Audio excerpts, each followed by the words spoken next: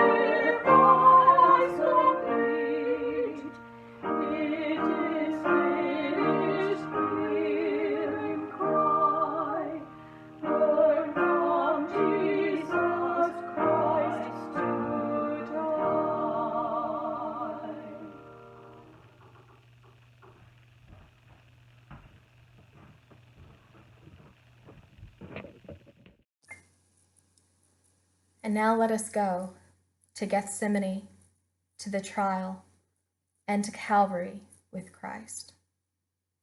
Hear these words from the book that we love. Then Jesus went with his disciples to a place called Gethsemane, and he said to them, "Sit here while I go over there to pray." He took Peter and the 2 sons of Zebedee along with him, and he began to be sorrowful and troubled. Jesus said to them, "My soul is overwhelmed with sorrow to the point of death. Stay here and keep watch with me." Going on a little further, he fell with his face to the ground and he prayed, "My Father, if it is possible, may this cup be taken from me. Yet not as I will, but as you will." Then he returned to his disciples and found them asleep. "Could you not keep watch with me for 1 hour?" he asked Peter. "Watch and pray so that you do not fall into temptation. The spirit is willing, but the body is weak." He went away a second time, and he prayed, "My Father, if it is not possible for this cup to be taken away unless I drink it, may your will be done." When he came back, he again found them sleeping, because their eyes were heavy. So he left them and went away once more and prayed for a third time, saying the same thing. Then he returned to the disciples, and he said to them, "Are you still sleeping and resting? Look, the hour is near, and the Son of Man is betrayed into the hands of sinners. Rise, let us go. Here comes my betrayer."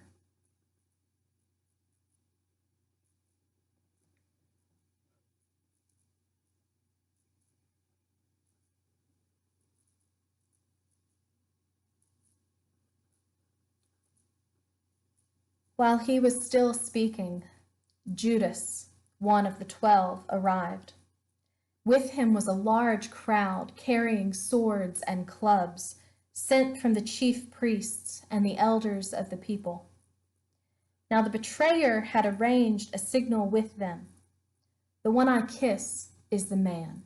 Arrest him." Going at once to Jesus, Judas said, "Greetings, Rabbi," and he kissed him. Jesus replied, "Friend, do what you came for."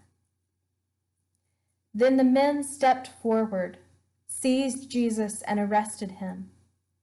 With that, one of Jesus' companions reached for his sword, drew it, and struck the servant of the high priest, cutting off his ear. "Put your sword back in its place," Jesus said to him. "For all who draw the sword will die by the sword.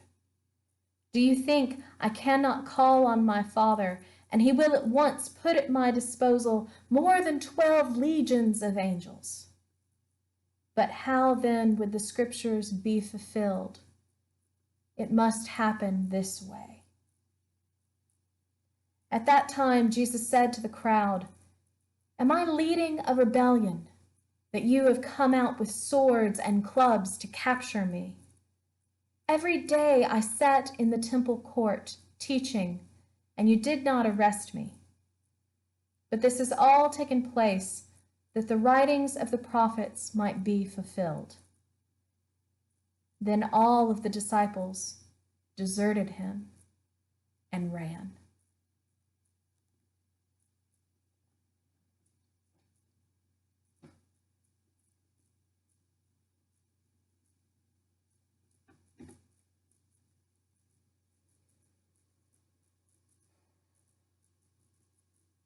Those who had arrested Jesus took him to Caiaphas, the high priest, where the teachers of the law and the elders had all assembled.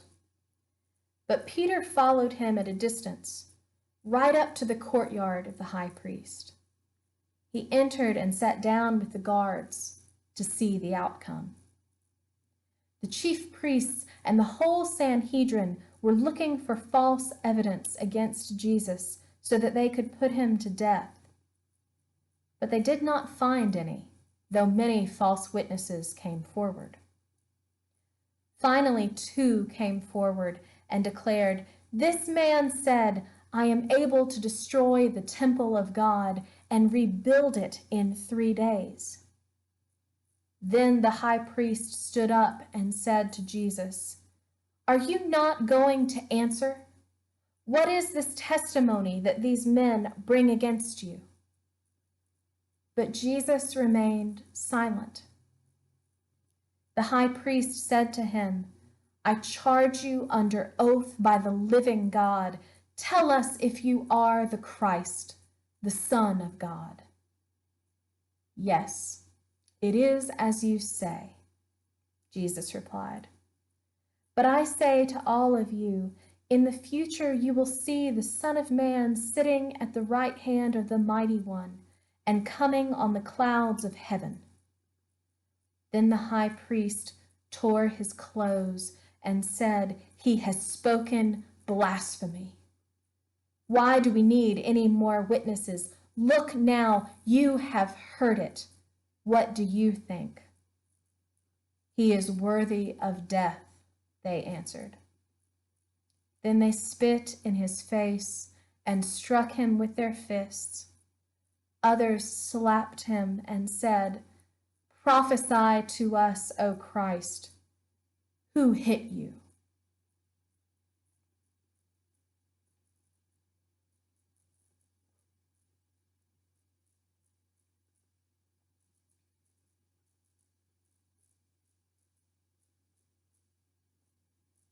Now Peter was sitting out in the courtyard, and a servant girl came to him. "You also were with Jesus of Galilee," she said. But he denied it before them all. "I don't know what you're talking about," he said.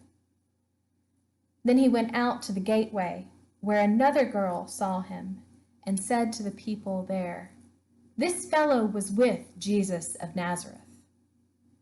He denied it again with an oath. "I don't know the man." After a little while, those standing there went up to Peter and said, "Surely you are one of them, for your accent gives you away." Then he began to call down curses on himself, and he swore to them, "I tell you, I do not know the man." Immediately, a rooster crowed, and Peter remembered the word Jesus had spoken. "Before the rooster crows, you will disown me 3 times."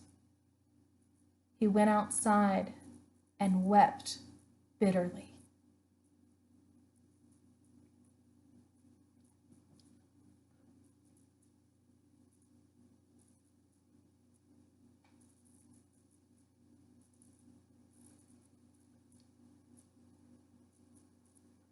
Early in the morning, all the chief priests and the elders of the people came to the decision to put Jesus to death. They bound him and led him away to hand him over to Pilate, the governor. Jesus stood before the governor, and Pilate asked him, "Are you the king of the Jews?" "Yes, it is as you say," Jesus replied. When he was accused by the chief priests and the elders, he gave no answer. Then Pilate asked him, "Don't you hear the testimony they are bringing against you?" But Jesus made no reply, not even to a single charge, to the great amazement of the governor. Now it was the governor's custom at the feast to release a prisoner chosen by the crowd. At that time, they had a notorious prisoner called Barabbas. So when the crowd had gathered, Pilate asked them, "Which one do you want me to release to you, Barabbas or Jesus, who is called Christ?" For he knew it was out of envy that they had handed Jesus over to him. While Pilate was sitting on the judge's seat, his wife sent him this message: "Don't have anything to do with that innocent man, for I have suffered a great deal today in a dream because of him." But the chief priests and the elders had persuaded the crowd to ask for Barabbas and have Jesus executed. "Which of the 2 do you want me to release to you?" asked the governor. "Barabbas," they answered. "What shall I do then with Jesus, who is called Christ?" "Crucify him," they answered. "Why? What crime has he committed?" asked Pilate. But they shouted all the louder, "Crucify him!"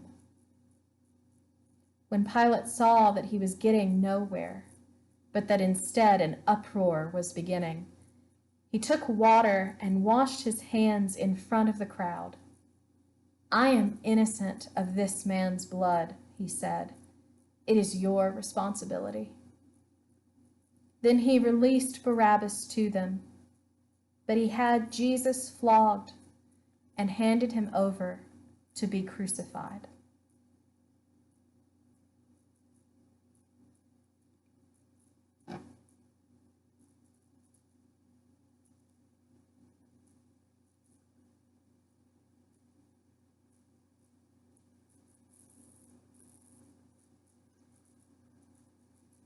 Then the governor's soldiers took Jesus away and gathered the whole company of soldiers around him. They stripped him and put a scarlet robe on him, and they twisted together a crown of thorns and set it on his head. They put a staff in his hand and knelt before him, mocking him, "Hail, King of the Jews!" They spit on him and took the staff and struck him on the head again and again. And after they had mocked him, they took off the robe and put his own clothes on him and led him away to be crucified. As they were going out, they met a man from Cyrene named Simon, and they forced him to carry the cross. They came to a place called Golgotha, which means the place of the skull. And there they crucified him. They offered Jesus wine to drink, mixed with gall, but after tasting it, he refused. And they divided up his clothes by casting lots. Sitting down, they kept watch over him there. Above his head they had placed the written charge against him: "This is Jesus, King of the Jews." 2 robbers were crucified with him, one on his right and one on his left. And those who passed by hurled insults at him, shaking their heads and saying, "You who were going to destroy the temple and build it in 3 days, save yourself. Come down from the cross if you are the Son of God." In the same way, the chief priests and the teachers of the law, the elders, mocked him. "He saved others," they said, "but he can't save himself. He's the King of Israel. Let him come down now from the cross, and we will believe in him. He trusts in God. Let God rescue him if he wants him. For he said, 'I am the Son of God.'" And the robbers who were crucified with him also heaped insults on him.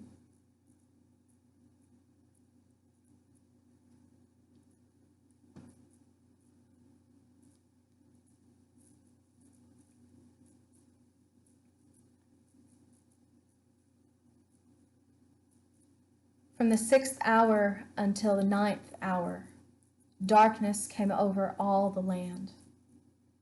About the 9th hour, Jesus cried out in a loud voice, "Eloi, Eloi, lama sabachthani," which means, my God,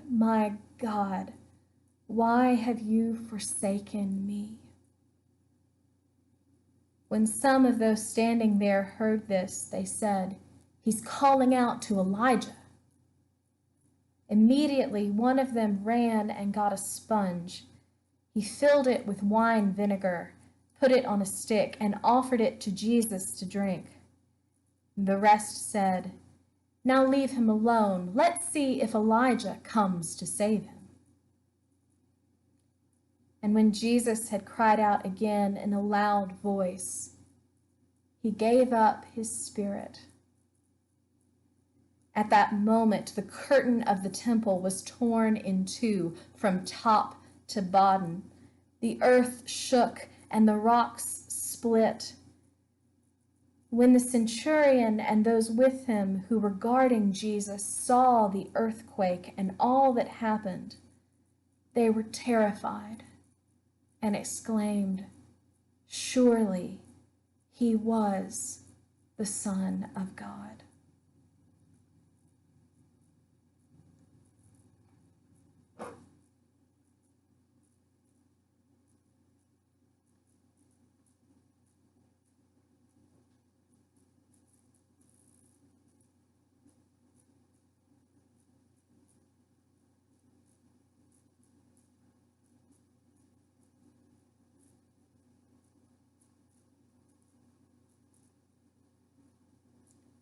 This is the word of the Lord.